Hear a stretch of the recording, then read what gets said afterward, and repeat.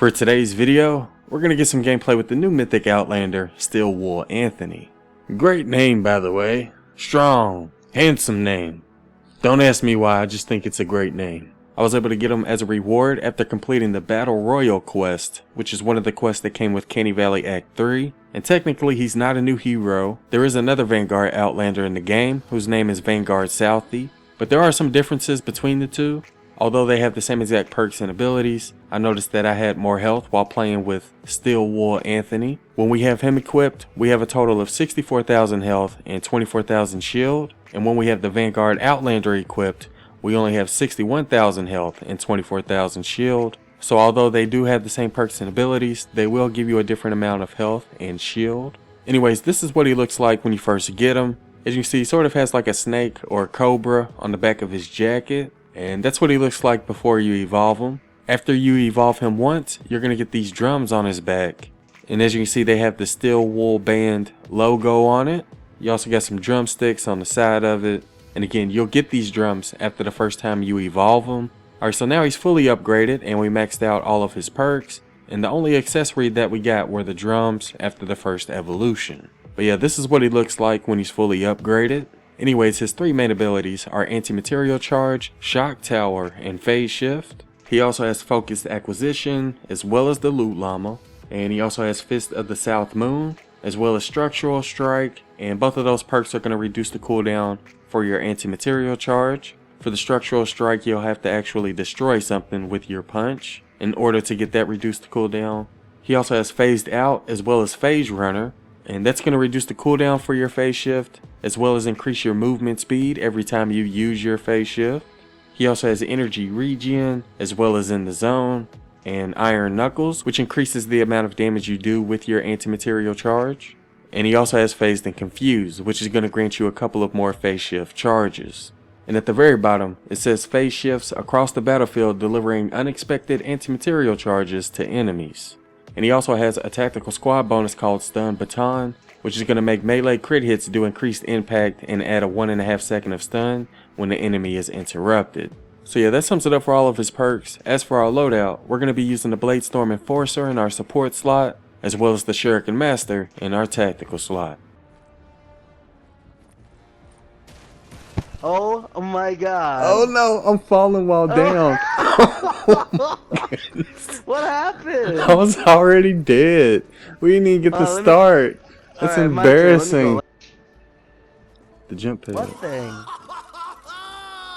Oh, did you hear him? Yeah, I heard it. What kind of shit? Anything else? Oh shit. Oh. Why are your little feet moving in the air? He riding an invisible bicycle. Oh, Cookie, I fell off. Psych. Ammo. Oh, he said something again. What did I say? He said ammo. Who wants to dance with me? Come on.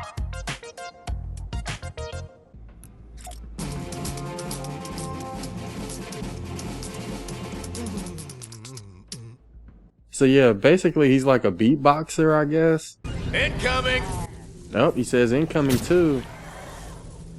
So he doesn't really say a whole lot when he's dancing, but he does have a little bit of voice dialogue. He does make noise. Hit it again. I'm doing it right now. Look at that. Oh wow. So before we get into the gameplay, I do want to show some examples of his perks and abilities. And the first one we're going to take a look at is his Shock Tower. If you have a charged fragment, the cooldown is only going to be 14 seconds. It can also stun smaller husks as well as bigger husks after multiple hits. And it lasts for about 6 seconds. And that didn't use any energy at all. So if you have a charged fragment, it's not going to use any energy. So you definitely want to look out for these little blue dots that you see on your mini-map. If you place it down without a fragment, the cooldown is going to be 20 seconds. And it used a total of 30 energy. Oh my goodness. Not good. And it's only going to last for 4 seconds without a charge fragment. So if you want your shock tower to last a couple seconds longer, make sure you look for those charge fragments around the map. And not only do you want to look out for those blue diamonds, but you also want to look out for the purple ones, because those are loot llamas. So yeah, be on the lookout for those blue and purple diamonds on your mini map. And obviously the loot llama is going to help you get materials and resources. And if you want your loot llama to drop ammo, be sure to put the gun blazer in your tactical slot. But he doesn't have any perks that buff his shock towers, so it's not going to be as good as some other Outlanders. Back to the clouds. Oh, did you hear him? He just said back to the clouds. Alright, so the next ability we're going to take a look at is his phase shift. And he has a total of 5 phase shifts. And every time you use it, it's going to give you an increase in movement speed for 3 seconds. So I'll go ahead and show an example of that. So this is how fast he normally runs. But again, after you use your phase shift, it's going to increase your movement speed for 3 seconds. And this is how fast he runs after you use your phase shift. But again, that only lasts for 3 seconds. His phase shift only uses 10 energy. One thing I do like about his phase shift though is that it only has a cooldown of 5 seconds. So if you used all of your phase shift charges, you only have to wait 5 seconds before you have to use it again. And the last ability we're going to take a look at is his anti-material charge, which is probably his best ability. If you punch an enemy by himself, the cooldown is going to be 7 seconds.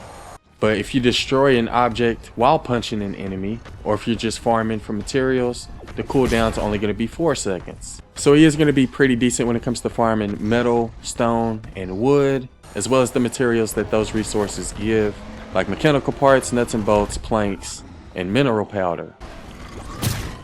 So it uses a total of 30 energy. We actually did some pretty decent damage right there, about 15%. And you can knock back Husk as well. It is going to slow them down because we have the Shuriken Master in our tactical slot.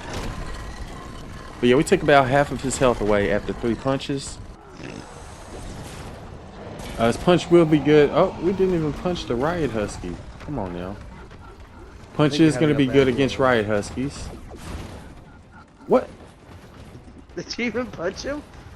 I punched straight through him.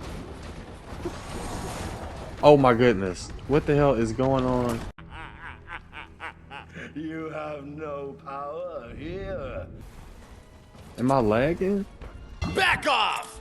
Last chance! Oh, there's something else he says. Alright, so the mission we're going to do is this level 100 Ride the Lightning, and Cookies is going to be helping us out. I call this the Neapolitan build. Got one of each flavor. So yeah, here's my pets. Oh, never mind. He's not a pet. Oh, yeah, he is. We taught this one to run in place. We taught him to spin and roll over. I'm doing your job. You had one job, Cookie. What was that one job? Blue glows. Alright, let's go ahead and start the first wave. Hopefully we don't die. Only have to defend it for 3 minutes. Oh, Grandpa already started. Oh, damn. Defend the van. And it didn't say we were over the build limit, but we did place down a bunch of traps over their spawn that don't count towards the build limit. And I did that for a couple of reasons. He doesn't have any perks that help him do more damage offensively with any type of weapon. And he doesn't really have a whole lot of abilities that do a whole lot of damage either. So that's why I placed down traps over their spawn.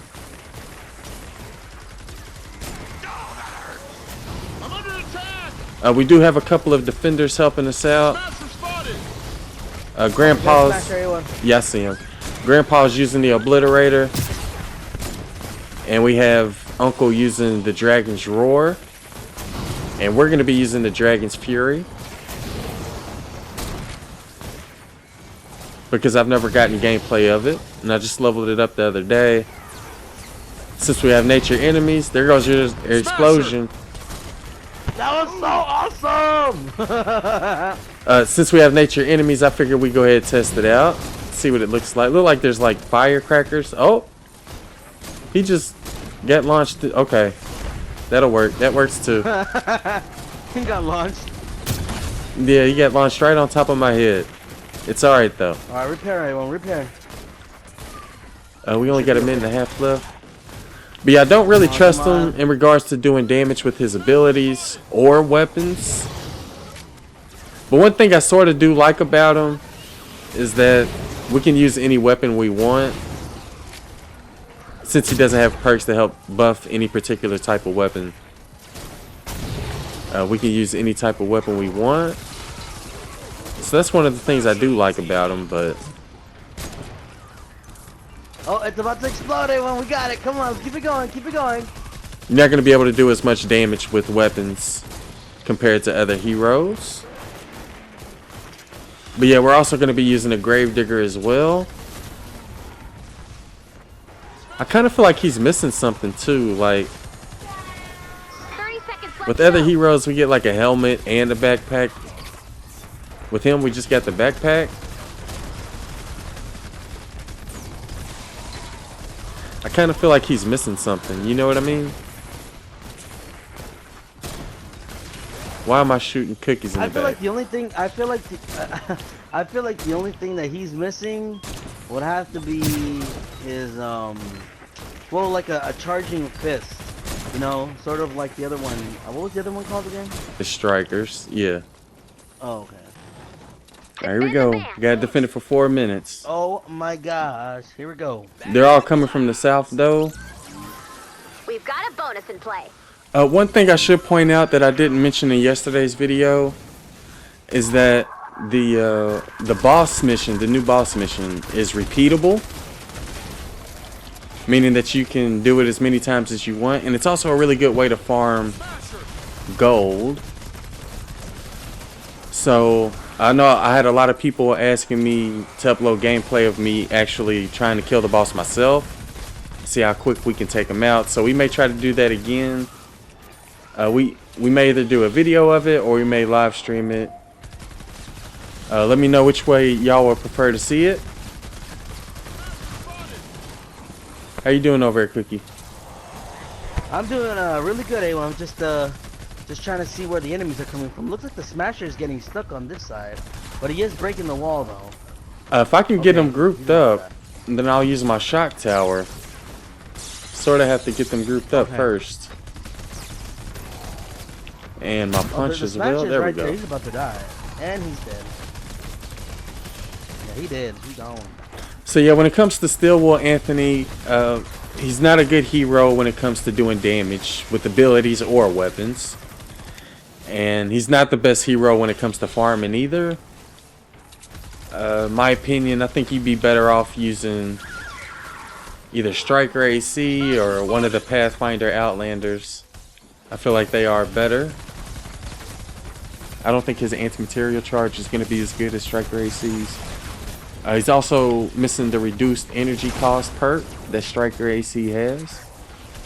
And he also doesn't have the charged fist perk or the kinetic punch perk, which both of them help you do more damage with your anti-material charge. So where's this huge explosion you were talking about, Cookies? I don't know. I don't see where the explosion is at. It's not draining energy souls or whatever, you know. I don't see my explosion. Where's my explosion? I don't see it. I don't see Like, I it literally either. don't know where it, I don't even know. I just don't know anymore. I see we got a minute and a half left. But yeah, if you plan on playing with them, try to get your charge fragments. Basically use whatever weapons you want to use with them, whatever powerful weapons you have, and use your anti-material charge as often as possible. But yeah, another reason I like the Striker more is because he has the Teddy instead of the shock tower. I feel like the Teddy gets more kills more often than the shock tower does, but it could be useful for like when you're trying to rescue survivors or if you have them grouped up on encampments.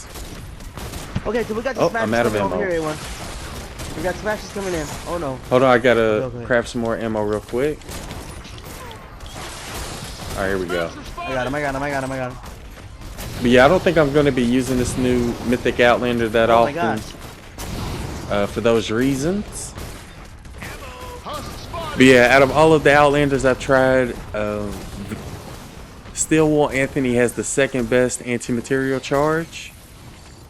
And his phase shift isn't too bad either, but that's not really going to help you kill Husk. It's just going to help you get out of trouble.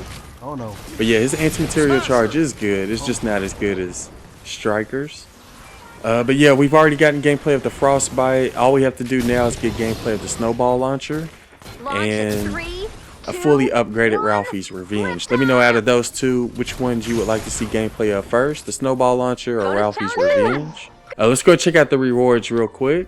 Alright, so we ended up getting a level 4 loot chest, some gold and XP. We also got some reperk and wait, some more amp up? Okay. Alright, well that'll do it for our first Steel Wool Anthony gameplay. Let me know what y'all think about him in the comments below. I hope y'all found the video useful, and thanks for watching.